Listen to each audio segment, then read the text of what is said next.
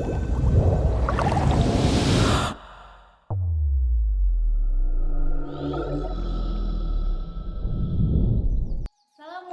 warahmatullahi wabarakatuh. Hai teman-teman, kami dari Universitas Islam Negeri Maulana Malik Ibrahim Malang, kelas D Akuntansi Sektor Publik. Pada kesempatan kali ini, saya bersama rekan-rekan saya akan menjelaskan tentang apa itu standar akuntansi sektor publik.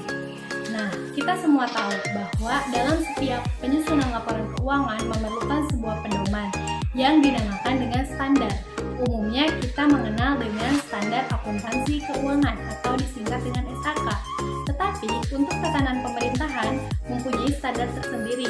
Hal ini dinamakan dengan standar akuntansi pemerintahan atau disingkat dengan SAP. Sebelum lebih jauh kita menjelaskan tentang apa itu standar akuntansi pemerintahan, kami akan memperkenalkan diri terlebih dahulu.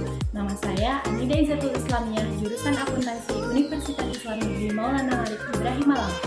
Nama saya Alfiana Nurita Laili dari jurusan akuntansi Universitas Islam Negeri Maulana Malik Ibrahim Malang. Perkenalkan, nama saya Diana Sindora, jurusan akuntansi Universitas Maulana Malik Ibrahim Malang. Selamat menyaksikan. Di sini saya akan menjelaskan tentang pengertian dari standar akuntansi pemerintahan, karakteristik kualitas laporan keuangan akrual, dan isi dari standar akuntansi pemerintahan dari poin 1 sampai poin 3. Standar akuntansi pemerintahan merupakan pedoman untuk menyatukan persepsi antara penyusun, pengguna, dan auditor. SAP ini dapat digunakan sebagai pedoman dalam penyusunan laporan keuangan. Penerapan standar akuntansi pemerintahan diyakini akan berdampak pada kualitas pelaporan keuangan di pemerintah, baik pusat maupun daerah, yang ini berarti informasi keuangan pemerintah akan dapat menjadi dasar dalam pengambilan keputusan dan terwujudnya transparansi dan akuntabilitas. Standar akuntansi keuangan sektor publik telah memilih dasar akrual sebagai basis pencatatan akuntansi. Dasar akrual ini mengakui transaksi dan kejadian pada saat transaksi dan kejadian tersebut terjadi. Berikut ini 8 karakteristik kualitas laporan keuangan akrual. Yang pertama, dapat dipercaya. Yang kedua, relevan pada kebutuhan pemakai. Yang ketiga, mudah dipahami. Yang keempat, jelas dan akurat. Yang kelima, disajikan menurut periodisasi. Yang keenam, konsisten. Yang ketujuh, komparabilitas antara entitas yang sama. Dan yang kedelapan, materialitas, di mana kesalahan dalam mencatat informasi tersebut dapat mempengaruhi keputusan ekonomi pengguna yang diambil atas dasar laporan keuangan. Berikut ini isi standar akuntansi pemerintahan. SAP nomor 1 membahas tentang penyajian laporan keuangan. SAP nomor 2 membahas tentang laporan realisasi anggaran. SAP nomor 3 membahas tentang laporan arus kas. SAP nomor 4 membahas tentang catatan atas laporan keuangan. SAP nomor 5 membahas tentang akuntansi persediaan. SAP nomor 6 membahas tentang akuntansi investasi.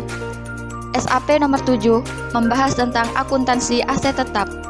SAP nomor 8 membahas tentang akuntansi konstruksi dalam pengerjaan. SAP nomor 9 membahas tentang akuntansi kewajiban. SAP nomor 10 membahas tentang akuntansi untuk koreksi, kesalahan mendasar, perubahan kebijakan akuntansi, dan peristiwa luar biasa.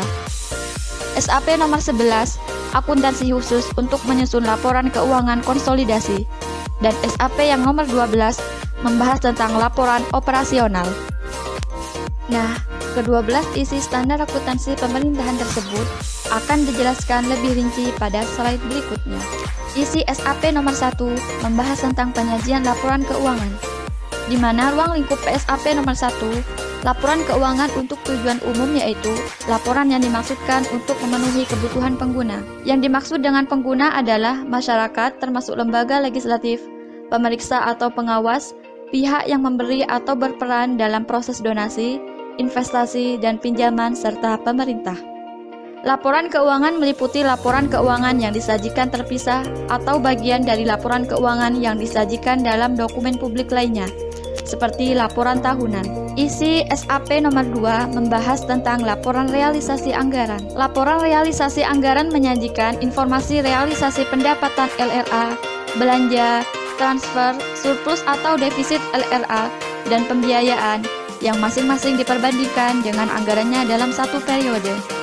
Tujuan pelaporan realisasi anggaran yaitu memberikan informasi realisasi dan anggaran entitas pelaporan. Perbandingan antara anggaran dan realisasinya menunjukkan tingkat ketercapaian target-target yang telah disepakati antara legislatif dan eksekutif sesuai dengan peraturan perundang-undangan. Menurut Peraturan Pemerintah Nomor 71 Tahun 2010 tentang Standar Akuntansi Pemerintahan, basis akuntansi yang digunakan dalam penyusunan laporan realisasi anggaran disesuaikan dengan basis akuntansi yang digunakan dalam penyusunan dan pelaksanaan anggaran.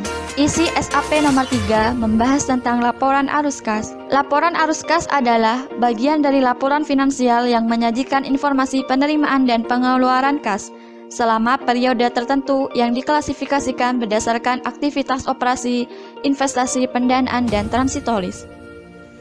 Baik, saya akan melanjutkan penjelasan dari isi standar akuntansi sektor publik, yaitu poin ke-4 sampai poin ke-8.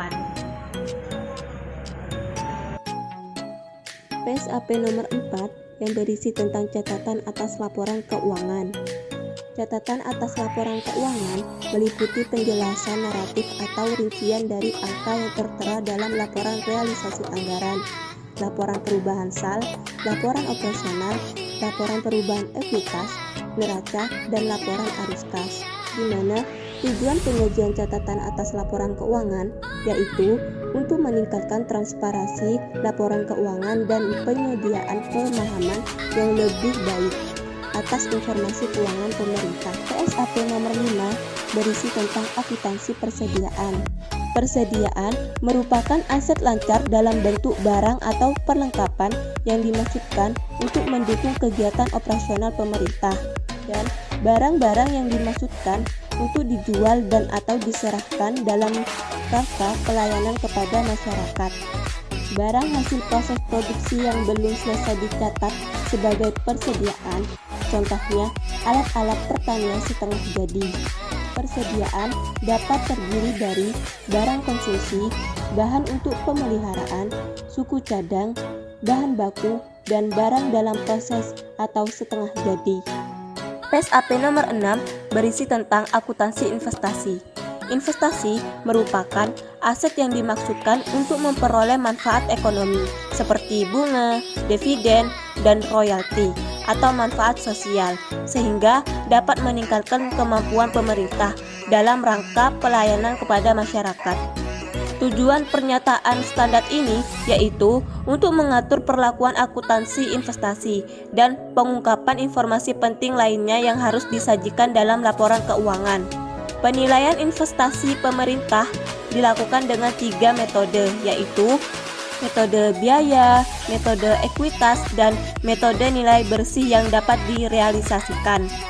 Penggunaan metode didasarkan pada kriteria, yaitu jika kepemilikan kurang dari 20% menggunakan metode biaya.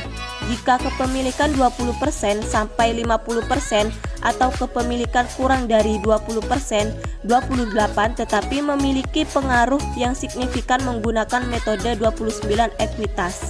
Jika kepemilikan lebih dari 50% menggunakan metode ekuitas. Jika kepemilikan bersifat non-permanen menggunakan metode nilai bersih yang direalisasikan. PSAP nomor 7 berisi tentang akuntansi aset tetap. Aset tetap merupakan aset berwujud yang mempunyai masa manfaat lebih dari 12 bulan untuk digunakan, atau dimaksudkan untuk digunakan dalam kegiatan pemerintah atau dimanfaatkan oleh masyarakat umum. PSAP nomor 8 berisi tentang akuntansi konstruksi dalam pengerjaan. Konstruksi dalam pengerjaan adalah aset-aset tetap yang sedang dalam proses pembangunan. Konstruksi dalam pengerjaan mencakup tanah, peralatan dan mesin, gedung dan bangunan, jalan, irigasi dan jaringan, serta aset tetap lainnya yang proses perolehannya dan atau pembangunannya membutuhkan. Kemudian saya akan melanjutkan penjelasan sebelumnya, yaitu tentang isi daripada standar akuntansi pemerintahan poin 9 hingga poin 12.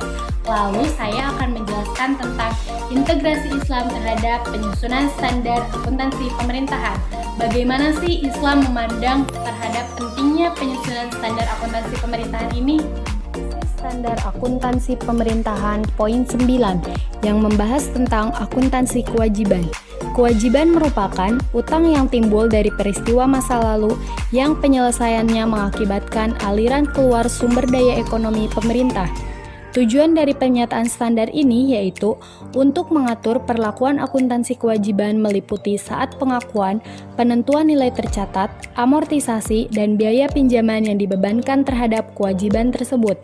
Pengakuan kewajiban dilakukan jika besar kemungkinan bahwa pengeluaran sumber daya ekonomi akan dilakukan untuk menyelesaikan kewajiban yang ada sampai saat pelaporan dan perubahan atas kewajiban tersebut mempunyai nilai penyelesaian yang dapat diukur dengan andal. Isi Standar Akuntansi Pemerintahan poin 10 yang membahas tentang akuntansi untuk koreksi kesalahan mendasar, perubahan kebijakan akuntansi, dan peristiwa luar biasa. Tujuan pernyataan standar ini adalah untuk mengatur perlakuan akuntansi atas koreksi kesalahan akuntansi dan pelaporan laporan keuangan, perubahan kebijakan akuntansi, dan perubahan estimasi akuntansi, serta operasi yang tidak dilanjutkan.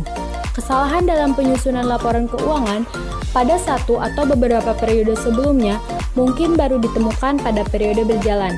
Dalam mengoreksi suatu kesalahan akuntansi, jumlah koreksi yang berhubungan dengan periode sebelumnya harus dilaporkan dengan menyesuaikan baik saldo anggaran lebih maupun saldo ekuitas. Isi dari Standar Akuntansi Pemerintahan poin 11 yang membahas tentang akuntansi khusus untuk menyusun laporan keuangan konsolidasi, di mana laporan keuangan konsolidasi merupakan suatu laporan keuangan yang merupakan gabungan keseluruhan laporan keuangan entitas pelaporan sehingga terjadi sebagai satu entitas tunggal. Adapun tujuan dari pernyataan standar ini yaitu untuk mengatur penyusunan laporan keuangan konsolidasian pada unit-unit pemerintah dalam rangka menyajikan laporan keuangan untuk tujuan umum demi meningkatkan kualitas dan kelengkapan laporan keuangan dimaksud. Standar Akuntansi Pemerintahan nomor 12 yang membahas tentang laporan operasional, di mana laporan operasional ini menyediakan informasi mengenai seluruh kegiatan operasional keuangan entitas pelaporan yang tercerminkan dalam pendapatan LO, beban dan surplus atau defisit operasional dari suatu entitas pelaporan yang penyajiannya disandingkan dengan periode sebelumnya. Selanjutnya, kita akan membahas tentang integrasi Islam terhadap standar akuntansi pemerintahan. Bagaimana sih cara pandang Islam terhadap pentingnya penyusunan SAP yang dijadikan sebagai pedoman dalam penyusunan laporan keuangan di entitas pemerintahan? Kita dapat melihat pada firman Allah Quran Surat An-Nahl ayat 90, di mana Allah memerintahkan kepada setiap hambanya untuk berperilaku adil dan Allah melarang untuk melakukan perbuatan keji. Hal ini berkaitan dengan salah satu penerapan prinsip yang dimiliki oleh entitas sektor publik, yaitu prinsip akuntabilitas. Informasi keuangan bukanlah menjadi tujuan akhir dari akuntansi sektor publik. Informasi keuangan ini menjadi dasar dalam pengambilan keputusan. Dari pengambilan keputusan inilah pemerintah dapat memberikan keputusan secara adil, sehingga tidak terjadi kesalahan dalam proses pencatatan. Sekian penjelasan tentang akuntansi sektor publik. Semoga dapat bermanfaat bagi kita semua.